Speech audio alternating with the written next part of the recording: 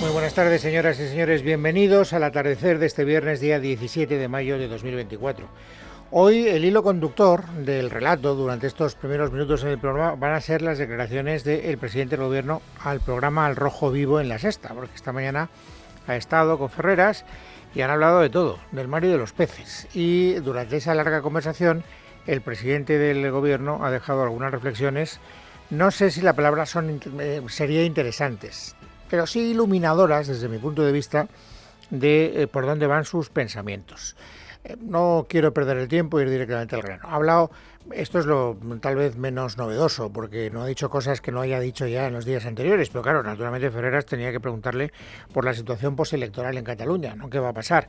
Y Sánchez ha dejado dos ideas fundamentales. Han hablado más tiempo, pero yo creo que las dos ideas fundamentales, insisto, ninguna de ellas novedosa, es uno, que no va a haber, si él puede evitarlo, repetición electoral. Yo creo que la sociedad catalana lo que no aceptaría sería una repetición electoral. Por tanto, creo que es imperativo apelar a la responsabilidad de todos los partidos políticos para que haya un nuevo gobierno y que ese nuevo gobierno, pues efectivamente, pues lo presida aquel que ha ganado las elecciones, pero que también tiene los números para poder constituir y sacar adelante pues su investidura. Y yo creo que es Salvador Illa y el Partido de los Socialistas Catalanes. Bueno, habrá que ver si Salvador Illa es capaz de reunir los votos necesarios para poder llegar a ser presidente de la Generalitat, porque si Esquerra Republicana de Cataluña no quiere, pues el señor Illa no va a tener la suma necesaria. En todo caso, lo que queda muy claro es que la alternativa sería Puigdemont. Y una vez más le han preguntado a Pedro Sánchez si él estaría dispuesto a apoyar a Carles Puigdemont. Y tengo que decir una cosa, yo no sé si miente o no miente, porque desgraciadamente con el presidente del Gobierno ya tenemos muchos antecedentes que nos permiten sospechar sobre sus súbitos cambios de criterio. Pero desde luego equívoco a la hora de responder a la pregunta no lo ha sido en absoluto. ¿Descarta usted o no que los socialistas faciliten un gobierno de Puigdemont en Cataluña? Eso está completamente descartado. Yo creo que el señor Puigdemont tiene que asumir la realidad. Y es que no hay una mayoría parlamentaria independentista en el Parlamento de Cataluña y que, por tanto, todos los caminos, al final, conducen al mismo protagonista, que es el ganador de las elecciones y que es Salvador Illa. Bueno, todos los caminos conducen a Salvador Illa, vuelvo a repetir, si quiere Esquerra Republicana de Cataluña. Pero no me voy a hacer ya más pesado en esta historia, porque anda que no nos quedará días para volver sobre esa misma historia. A mí me parece que es interesante que nosotros anotemos, que recordemos el énfasis con el que el señor Sánchez, presidente del Gobierno, hoy ha descartado categóricamente la posibilidad de que el Partido Socialista de Cataluña vote a Puigdemont. Porque esto es lo que ha dicho. Y esto es lo que le estaban reclamando desde el Partido Popular que dijera. Hoy Miguel Tellado, que es el portavoz parlamentario del Partido Popular en el Congreso de los Diputados, decía que el presidente del Gobierno tenía la obligación de aclarar si iba a votar o no iba a votar a Puigdemont. Y yo creo que después de haber escuchado al presidente del Gobierno, esta es una opinión personal, me imagino, quiero pensar, que habrá quedado el hombre satisfecho. Me cuesta creer que Sánchez no vuelva a dar a los independentistas el poder que les han quitado las urnas. Lo que sí le exigimos desde el Partido Popular es que no vuelva a mentir y que aclare, antes de las elecciones europeas, si va a entregar el gobierno de la Generalitat a Puigdemont. Bueno, en realidad son dos cosas distintas. Una es que no vuelva a mentir y otra es que aclare si va a apoyar a Puigdemont. La segunda parte ha quedado aclarada, porque acabamos de escuchar a Sánchez muy categóricamente diciendo que está descartado el apoyo a Puigdemont. Otra cosa distinta, ya lo decíamos hace un instante, es que eso sea verdad o no sea verdad, o que sea verdad ahora y deje de serlo cuando el señor Sánchez eventualmente pudiera cambiar de opinión, que es lo que siguen pensando que va a ocurrir en el Partido Popular. Bueno, y con esto, créanme, me parece que el repaso a lo que han hablado de Cataluña, Ferreras y Sánchez queda perfectamente culminado. Ha habido otros momentos de la conversación que a mí me han interesado más, porque, en fin, son reflexiones que están siendo ya muy reincidentes por parte de muchos miembros del Gobierno a propósito del clima de violencia política que se está viviendo en España, y no solo en España, en otros países de Europa. Ya saben ustedes que el otro día salvó la vida de milagro el presidente de Eslovaquia, que fue sometido, que fue víctima de un atentado que pretendía acabar con su vida y que estuvo a punto, a un milímetro, de conseguir su objetivo. Bueno, pues hoy el presidente del Gobierno de España ha empezado a establecer ya algún paralelismo entre lo que ha ocurrido en Eslovaquia y lo que podría ocurrir en otros países que no son Eslovaquia. Y se habla mucho de la violencia política y desgraciadamente hemos visto este caso tan dramático en Eslovaquia y desde aquí le quiero trasladar a Robert Fico toda mi solidaridad, pero esa violencia política se ejerce de múltiples maneras. Y esa máquina del fango tiene una finalidad bien clara. Claro, cuando habla de máquina del fango ya nos está diciendo en quién está pensando. Empieza hablando de Eslovaquia y dice, pero ojo porque estas cosas suceden en todos los lugares y si las máquinas del fango se ponen en marcha, pues estos son las cosas que pasan. ¿Por qué digo que me interesa mucho esta reflexión del presidente del Gobierno? Pues porque es evidente que el Partido Socialista, el partido gobernante, está alimentando este discurso. Ayer, sin ir más lejos, 2 miembros del Gobierno, el ministro de Exteriores, Álvarez, y Teresa Rivera, que es la que va a ser además cabeza de cartel del Partido Socialista en las elecciones europeas, hicieron reflexiones muy parecidas.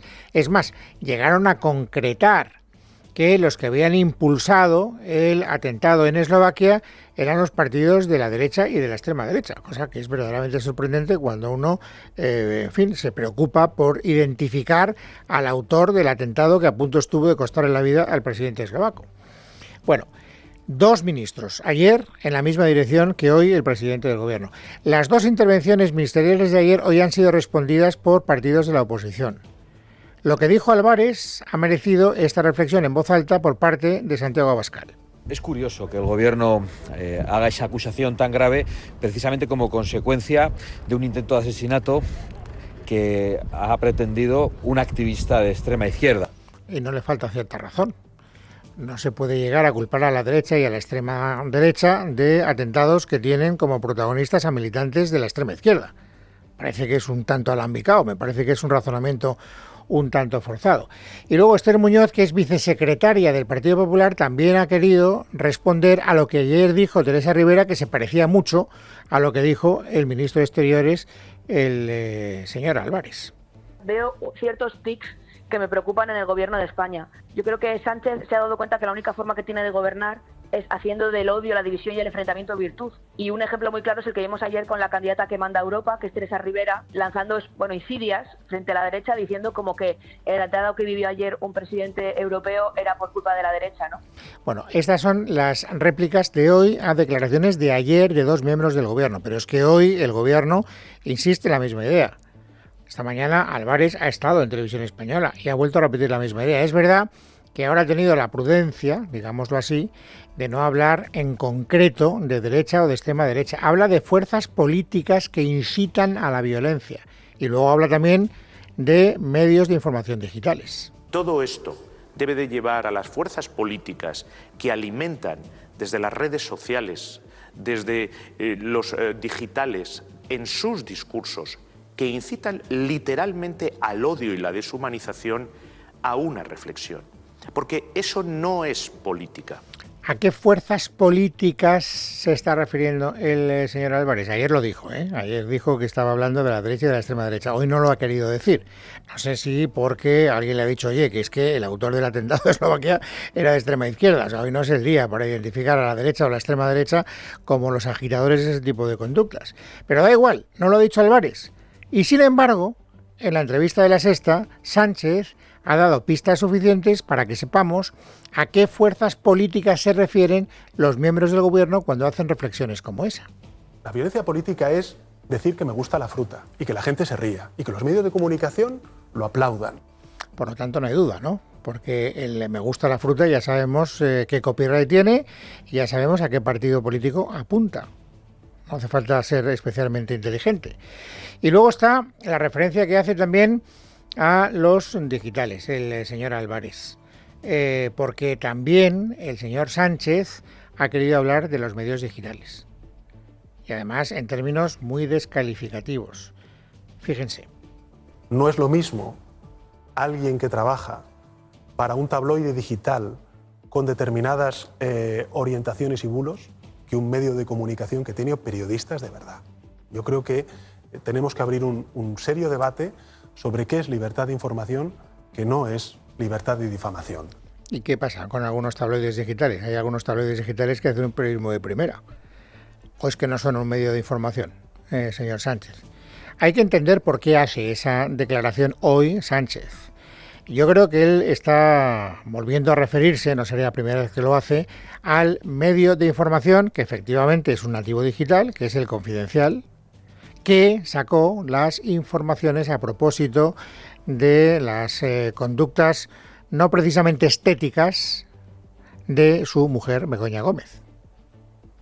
Hoy, el director del Confidencial ha ido a declarar ante el juez y se ha ratificado en todas esas informaciones. Pero no deja de ser curioso que justo cuando se producía la comparecencia ante el juez del director del Confidencial, escuchemos esta reflexión genérica del presidente del Gobierno a propósito de lo que él llama tabloides digitales, estableciendo esa diferencia entre el periodismo de primera y los tabloides digitales, como si no se pudiera hacer periodismo de primera en los tablones digitales. Pero bueno, por seguir el curso de la información, les decía que hoy el director del Confidencial acudió ante el juez y se ha ratificado en todo lo que su medio de comunicación informó a propósito de Begoña Gómez. Carmen Arreaza. El juez que investiga la causa abierta contra Begoña Gómez ha arrancado las diligencias este mismo viernes con la declaración como testigos de los responsables de distintos medios de comunicación, entre ellos el director del Confidencial, Nacho Cardero, cuyas publicaciones sobre la mujer del presidente fueron incluidas en la denuncia de Manos Limpias. En su declaración como testigo ante el magistrado, Cardero ha ratificado la veracidad de las informaciones publicadas por su periódico y ha defendido la actuación de sus periodistas en sus investigaciones. Las exclusivas del Confidencial sobre la mujer del presidente se fundamentaban en el acuerdo de patrocinio que firmó en el año 2020 Globalia con el IE Africa Center, del que Begoña Gómez era directora, en las mismas fechas en las que el Ejecutivo negociaba el rescate de la compañía y llegando Gómez a reunirse con el consejero delegado de Globalia, Javier Hidalgo, en sus propias oficinas. Por otro lado, el Confidencial publicó que Begoña Gómez firmó en julio de 2020 2 cartas de apoyo a varias empresas que se presentaron a un concurso dependiente del Ministerio de Economía y cuyo principal accionista había participado en el diseño del máster que dirige la mujer del presidente. Si finalmente Begoña Gómez resulta imputada por los presuntos delitos de tráfico de influencias y corrupción en el sector privado, será defendida por el abogado Antonio Camacho, exdirigente socialista que fue ministro del Interior en el último gobierno de José Luis Rodríguez Zapatero. Camacho ingresó en la carrera fiscal en 1991 y fue en 2004 cuando se incorporó al Ejecutivo del PSOE como secretario de Estado de Seguridad y ya en 2011 cuando sucedió a Alfredo Pérez Rubalcaba, su gran valedor, en la cartera de Interior. Poco después, y tras la victoria de Mariano Rajoy en las elecciones, Camacho se quedó como diputado raso por Zamora, escaño que dejó en 2014 para dedicarse a la abogacía. Se incorporó entonces al despacho Pérez Llorca como asesor en Derecho Penal Económico, marchándose 4 años después a un bufete más pequeño, Moreno Alarcón Abogados, donde sigue en la actualidad y desde donde defenderá ya a Begoña Gómez. Bueno, el hecho de que haya elegido ya abogado Begoña Gómez quiere decir que ya no descarta la posibilidad de que pues estas diligencias que se han abierto en un juzgado acabarán eventualmente, yo no digo que vaya a suceder, digo que ya no descarta la posibilidad de que acaben eventualmente en una imputación. Sobre Begoña Gómez ha hablado también el presidente del Gobierno en la entrevista en Al Rojo Vivo. Escuchen, pregunta y respuesta.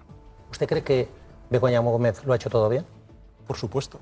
Si es que aquí no hay caso, hay fango, Antonio. ¿De qué estamos hablando? De un enorme bulo, Antonio, que lo único que pretende es hacer daño a mi esposa y, por extensión, a mí.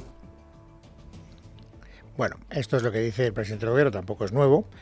Y además, ahora abrimos el capítulo de Isabel Díaz Ayuso. Ya saben ustedes que en el momento en el que salió esta exclusiva de la que veníamos hablando, de El Confidencial, a la que luego se unieron otros medios de comunicación, por ejemplo Libertad Digital, que ha publicado informaciones muy relevantes también a propósito de las actividades nada estéticas de la mujer del presidente del Gobierno.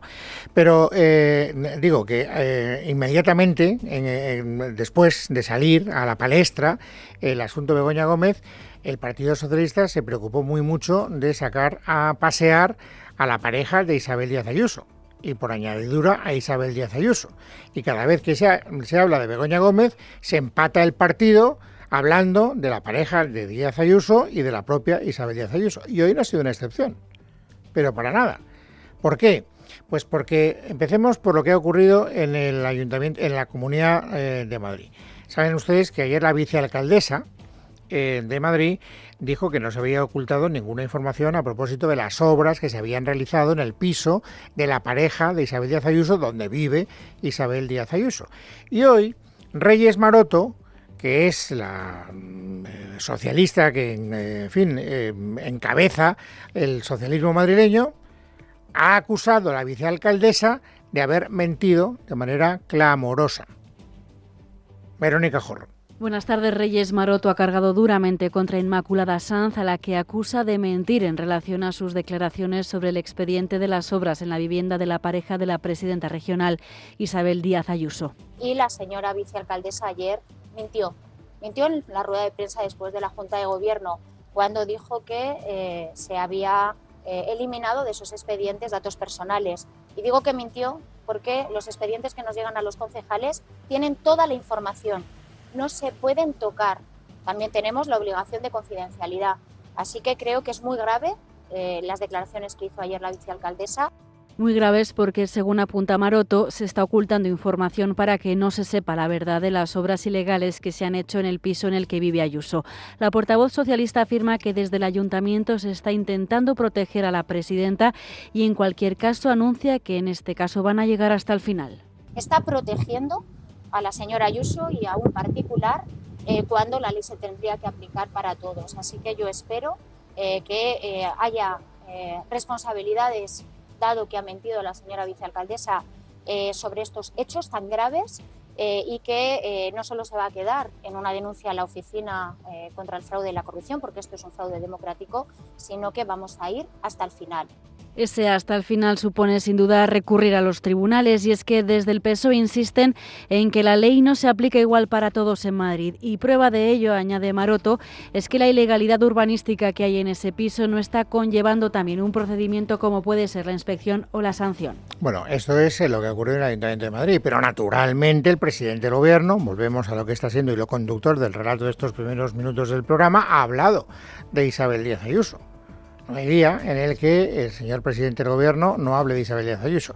Ya con lo del me gusta la fruta había apuntado, pero luego no ha hecho falta que dedujéramos nada. Ya con nombres y apellidos ha hablado del Partido Popular y de su actitud frente a lo que llama el caso Ayuso. ¿Qué está haciendo el Partido Popular ante el caso Ayuso y el de su pareja?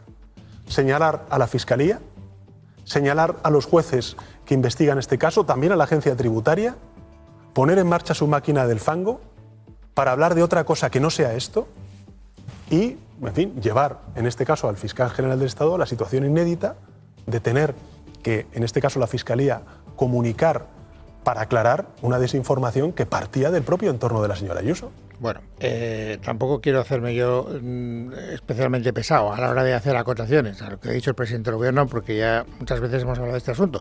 Me interesa mucho esta última reflexión del presidente del Gobierno hablando en términos defensivos del fiscal general del Estado. Porque saben ustedes que efectivamente el fiscal general del Estado, para tratar de abonar la tesis de que había un bulo en torno a lo de Isabel Díaz Ayuso, a la pareja de Isabel Díaz Ayuso, pues publicó una serie de correos electrónicos que, según algunos actores de la vida judicial, por ejemplo un juez que está abriendo diligencias, consideran que puede ser delictivo. Naturalmente esto no podía quedar fuera de la conversación hoy en Al Rojo Vivo, en el programa de La Sexta, así que Ferreras le ha preguntado a propósito del fiscal general del Estado. Y la respuesta del presidente del Gobierno, sinceramente, es una de las más... ¿cómo adjetivarlas así a vuela micrófono? Mejor no las adjetivo. ¿Cree que hay una operación judicial y política para acabar con el fiscal general del Estado? Política, sin duda. ¿Y judicial? Yo ahí no me meto, porque soy presidente del Gobierno de España. Pero política la hay. Y quien no quiera verla, pues que no la vea. Pero creo que la gente es lo suficientemente inteligente para, en términos objetivos, ver que aquí se están buscando pues, hacer mucho ruido para no hablar de lo importante. Y lo importante es que la señora Ayuso tiene un problema. Bueno, ¿por qué me han molestado tanto como ciudadano de un país democrático las declaraciones del presidente del Gobierno? Porque el presidente del Gobierno, desde mi modesto punto de vista, no tiene derecho a dejar en duda la idea de que pueda haber una persecución judicial contra el fiscal general del Estado, que es lo que le pregunta Ferreras. Ferreras se pregunta, ¿una persecución política y judicial? Y dice, política sin duda. Y le pregunta a Ferreras, ¿judicial? Y bueno, yo no me pronuncio porque soy presidente del gobierno. ¿Cómo que no te pronuncias? Si no te pronuncias es porque estás dando pábulo a la posibilidad de que haya jueces en España que persigan al fiscal general del Estado. Y a mí eso no me parece razonable. A mí eso no me parece que sea cuidar el prestigio de la justicia ni de las instituciones, que es una obligación inherente al cargo de presidente del gobierno. Me parece a mí, esta es la reflexión que yo hago personalmente y por eso he dicho que me cuesta mucho calificar, buscar un adjetivo a las explicaciones del presidente del gobierno. Y en todo caso, hay algo que también sabe el presidente del gobierno, otra cosa es que no lo quiera decir. Que el fiscal general del Estado haya actuado de una manera o de otra, no le corresponde calificarlo ni a él ni a mí, sino a los jueces. Y si lo que hizo el fiscal general del Estado es conculcar la ley, y por lo tanto, cometer algún delito, ya lo dirán los jueces, no lo dirá el presidente del gobierno. El presidente del gobierno puede decir lo que le dé la gana, pero el presidente del gobierno no tiene que determinar quién se salta la ley y quién no se salta la ley. Para eso están los jueces. El Poder Ejecutivo tiene el poder que tiene.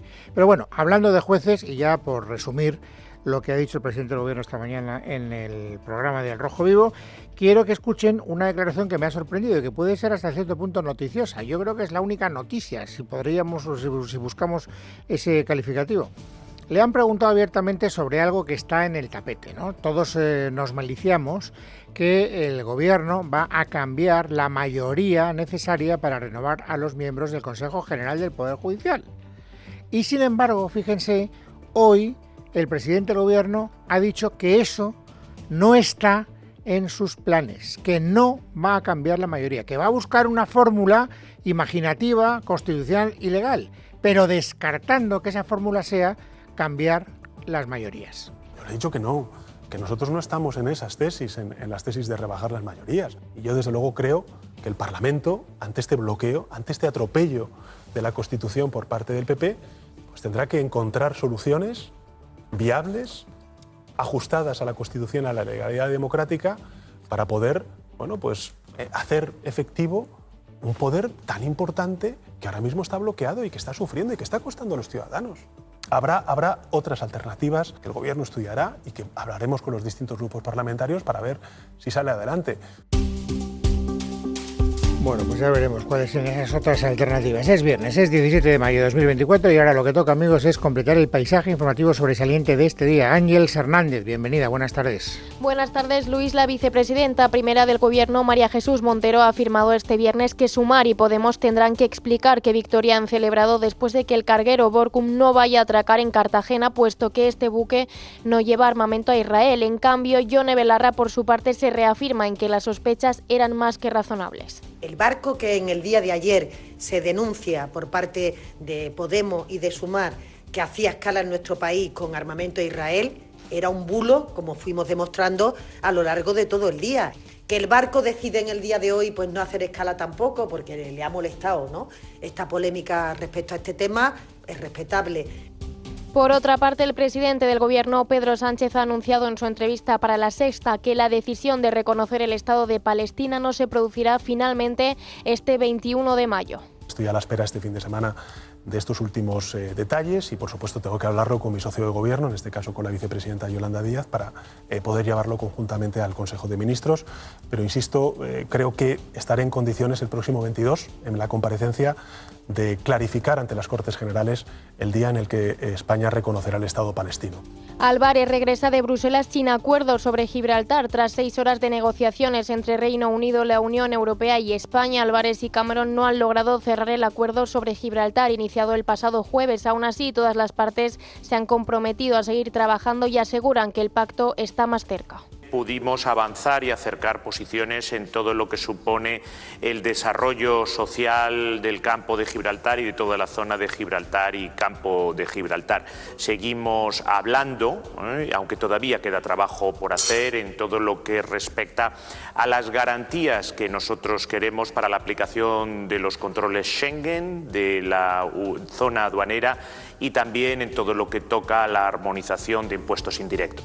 La ministra de Inclusión, Seguridad Social y Migraciones, Elma Saiz, ha valorado positivamente los datos de afiliados a la Seguridad Social, donde España ha superado los 21,3 millones. Son datos francamente positivos. El pasado 13 de mayo superamos los 21,3 millones de afiliados y afiliadas, 10,1 millones de mujeres, lo que muestra un fuerte dinamismo del mercado de trabajo y unas políticas correctas en este sentido.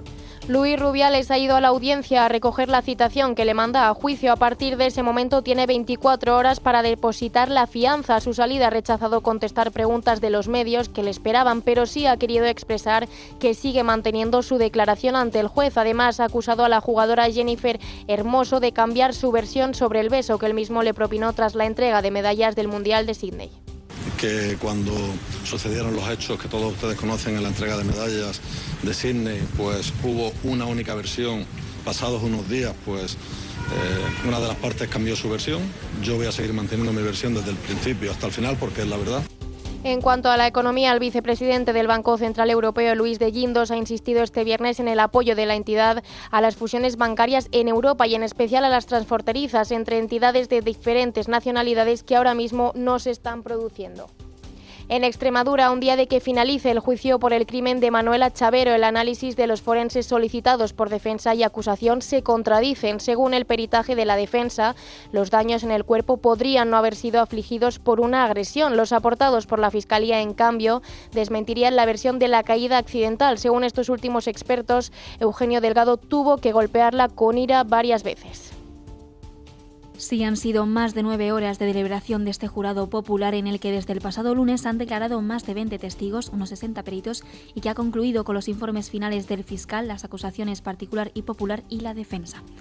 Recordar que el fiscal ha mantenido en el juicio la petición de prisión permanente revisable y ha añadido un delito de agresión sexual. Por su parte, el jurado dictaminó en su veredicto que las posibilidades de defenderse de la víctima estaban considerablemente disminuidas. También consideran que el acusado ocasionó la muerte de Manuela para evitar que se descubriera la agresión sexual y, asimismo, por unanimidad, aseveran que Eugenio mató a Manuela también por su condición de mujer. Por todo ello, el jurado popular ha considerado a Eugenio Delgado, por unanimidad, como culpable de un delito de asesinato con agravante de género y otro de agresión sexual a Manuela Chavero en los hechos ocurridos el 5 de julio de 2016 en Monesterio. Investigan una violación múltiple con sumisión química a una menor de 13 años en Vallecas, Madrid, tras citarse con un joven por Instagram. Jesús Sánchez. Desnuda, mareada y con lesiones. Así relató la menor a la policía cómo se había despertado en la casa del supuesto violador. La víctima es vecina de la Cañada Real y fue el pasado martes cuando acordó un encuentro en redes sociales con el joven en la puerta del Instituto de Vallecas donde estudia. Después de aceptar la invitación de acudir a la vivienda, en la misma vio a otro chico en otra habitación.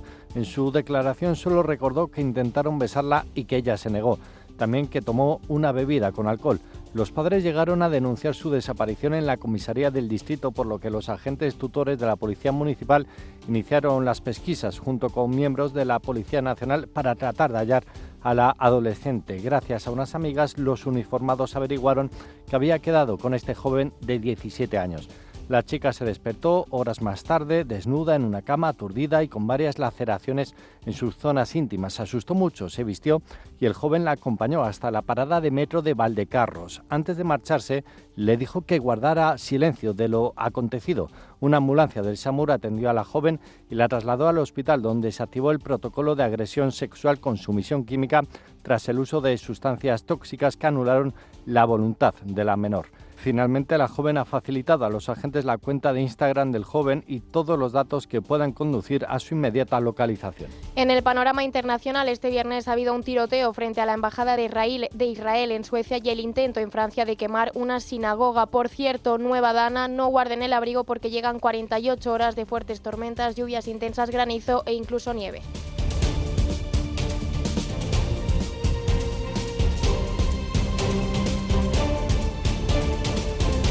En casa de Herrero, Es Radio.